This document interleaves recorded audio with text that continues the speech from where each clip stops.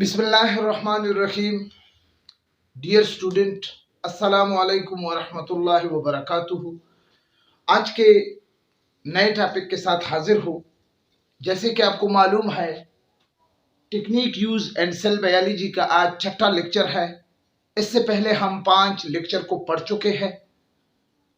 Staining, cell fractionation, chromatography, tissue culture, और आज हम पढ़ने जा रहे हैं इलेक्ट्रोपोरेसिस को। 5वां लेक्चर है। गौर से सुनिए, कागज कापी और पेन उठाए, नोट करते जाइए। इंशाल्लाह आपको बहुत ज्यादा फ्रूटफुल चीजें आपको मिलेंगे। दूसरे टीचर्स की तरह इंशाल्लाह हम भी कोशिश कर रहा हूं कि आपके तवक्कुआत पर पूरे उतरूं। तो शुरू करता हूं। इलेक्ट्रोपोरेसिस। इलेक्ट्रोपोरेसिस का दूसरा नाम है जेल इलेक्ट्रोपोरेसिस। याद रखिए कि इलेक्ट्रोपोरेसिस का अगर आप बहुत ही सिंपल मीनिंग जानना चाहते हैं तो इसका ये मतलब है कि सेपरेशन ऑफ डीएनए, आरएनए या प्रोटीन फ्रेगमेंट। यानी अगर आप किसी भी सेल के अंदर कोई भी चार्ज मॉलिक्यूल को अगर आप सेपरेट करना चाहते हैं या उसको पहचानना चाहते हैं तो इसके लिए सबसे सूटेबल प्रोसेस जो है, सबसे सूटेबल जो टेक्निक है, इलेक्ट्रोपोरेसिस है। लेकिन आपने यहां पर सिर्फ इतना ही करना होगा कि बाय अप्लाइंग इलेक्ट्रिक करंट, यानी अपने करंट को सप्लाई करके इस सेपरेशन की, चार्ज मॉलिक्यूल की सेपरेशन को आप करना होगा। ये टेक्निक जिसको हम जेल इलेक्ट्रोपोरेसिस या इलेक्ट्रोपोरेसिस कहते हैं, सबसे पहले 1930 में एलन ट्यूजलेस ने इसको सबसे पहले प्रैक्टिस किया, डिस्कवर कर लिया। एलन ट्यूजलेस। अब इस टेक्निक में जाने से पहले अगर आपको इस टेक्निक के इंपॉर्टेंस का पता चले तो फिर इस टॉपिक का मजा दोबाला हो जाएगा। इसलिए मैंने मुनासिब समझा कि आपको सबसे पहले इस टॉपिक की इंपॉर्टेंस से आगाह करूं ताकि आपको इसके मैकेनिज्म को सीखने में फिर आपकी इंटरेस्ट बहुत ज्यादा बढ़ेगी। इलेक्ट्रोपोरेसिस वो टेक्निक है कि आप इसको फोरेंसिक साइंस में आप इसको इस्तेमाल कर सकते हैं। फोरेंसिक साइंस उस साइंस को कहा जाता है जिसके जरिए आप इन शॉर्ट डीएनए फिंगरप्रिंट या आप किसी क्राइम को अगर आप पकड़ना चाहते हैं डीएनए के बेस पर तो फिर हम इसको कहते हैं कि ये फोरेंसिक साइंस है। इसी तरह मेडिकल लेबोरेटरी में अगर आप जेनेटिक टेस्टिंग करना चाहते हैं वहां पर भी आप इलेक्ट्रोपोरेसिस को इस्तेमाल करके जेनेटिक टेस्टिंग कर सकते हैं। यानी अपनी डीएनए को आप देख सकते हैं विजुअल फॉर्म में।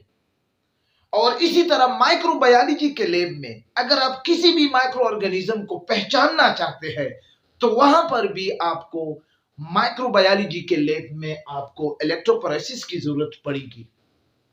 इसी तरह मॉलिक्यूलर बायोलॉजी, यानी अगर आप डीएनए स्टडी करना चाहते हैं, आरएनए स्टडी करना चाहते हैं, प्रोटीन स्टडी करना चाहते हैं, तो इस तरह के मॉलिक्यूलों को अगर आप स्टडी करना चाहते हैं तो वहां पर भी आपको इलेक्ट्रोपोरेसिस ही प्रोसेस की मदद जरूर पड़ेगी। और इसके अलावा सबसे यूनिक जो इंपॉर्टेंस है कि इलेक्ट्रोपोरेसिस के जरिए हम क्या करते हैं, एक प्यूरिफाइड सैंपल ऑफ प्रोटीन को भी क्रिएट कर सकते हैं। यानी अगर आप चाहते हैं कि मेरे साथ ऐसा सैंपल हो जिसमें फलाना अमाइनो एसिड हो, फलाना अमाइनो एसिड हो, फलाना अमाइनो एसिड हो, तो फिर आप डियर स्टूडेंट इसी टेक्निक को यानी इलेक्ट्रोपोरेसिस को इस्तेमाल करके उस purified sample of amino acid या प्रोटीन को आप आसानी के साथ हासिल कर सकते हो। ठीक है, अब मैं आपको ले जाने जा रहा हूं। ये तो थी इसकी कुछ इंपॉर्टेंस। डियर, ये इंपॉर्टेंस जो मैंने आपको बताई ये आपके लेवल के लिए काफी शाफी है। बस इसी पर आप इक्तफा करके इनसे स्क्रीनशॉट निकालकर अपने साथ कॉपी या नोटबुक में नोट कर ले। अब ये डिफिनीशन तो हो गया है, इसका मैकेनिज्म क्या है।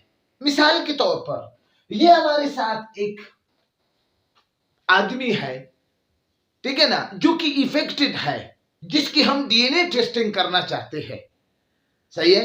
अब इस आदमी के ये डीएनए, वैसे तो डीएनए डबल स्ट्रेन होगी, यहां पर मैंने सिंगल स्ट्रेन करके आपको समझाने की कोशिश की है।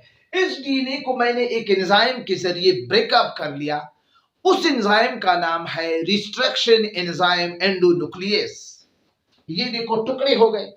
अब इस डीएनए को मैंने यहां पर एक जेल में, यानी जेल इलेक्ट्रोपोरेसिस के जरिए एक जेल में, एक रेक्टेंगुलर ट्रे है जिसमें एक जेल है। जेल किसे कहते हैं? Organic polymer medium use for separation of macromolecule. Organic polymer medium use for separation of macromolecule, यानी मैक्रो बड़े मॉलिक्यूलों को अगर आप कोई ऑर्गेनिक पॉलीमर को, इस मीडियम को इस्तेमाल करके उसकी सेपरेशन के लिए इस्तेमाल करते हैं तो उसको हम क्या कहते हैं कि ये जेल है। तो ये जेल एक ट्री है, रेक्टेंगुलर स्ट्रक्चर है, इसके अंदर जेल है, एक ऑर्गेनिक पॉलीमर पड़ा है, ये उसके अंदर क्या है, कॉम्ब है ये। अब इसके ये नेगेटिव चार्ज है और ये पॉजिटिव चार्ज है। नेगेटिव चार्ज को हमने इलेक्ट्रोड कैथोड का नाम दिया और पॉजिटिव चार्ज को हमने इलेक्ट्रोड एनोड का नाम दिया, क्योंकि इस बंदी की एंडोन्यूक्लियस रिस्ट्रिक्शन एंजाइम की डीएनए की फ्रेगमेंट करके यहां पर हमने इसको अपलोड कर लिया।